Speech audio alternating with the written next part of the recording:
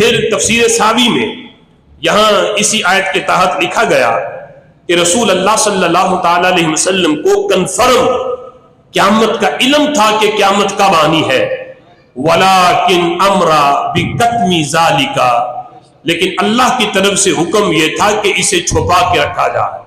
لیکن میرے محبوب نے مہینہ بھی بتایا، مہینہ فرمایا محرم کا ہوگا، دن 10 محرم کا ہوگا، اور دن بھی جمعے کا ہوگا، اور جمعے کی بھی پہلی گھڑی نہیں، جمعے کی آخری گھڑی ہوگی جب قیامت قائم ہوگی۔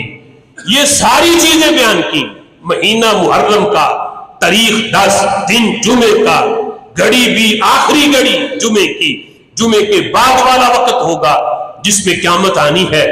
صرف میرے محبوب نے سن بیان نہیں کیا کہ وہ کس سن کا مہینہ محرم ہوگا، یہ بیان نہیں کیا۔ یہ بیان کر دیا جاتا تو پھر قیامت جو اچانک آنے والا معاملہ ختم ہو جاتا۔ اللہ کے خالق کائنات جل جلالہ قرآن میں فرماتا ہے لا تأتیکم الا بغتہ، کہ قیامت تمہارے پاس اچانک آئے گی۔ چونکہ قرآن سچا ہے اس لیے رسول اللہ صلی اللہ تعالی علیہ وسلم نے کنفرم وہ سن بیان نہیں کیا، بقیہ رب ذوالجلال نے اپنے محبوب کو قیامت کس سن میں آنی ہے اس کا علم بھی عطا فرمایا۔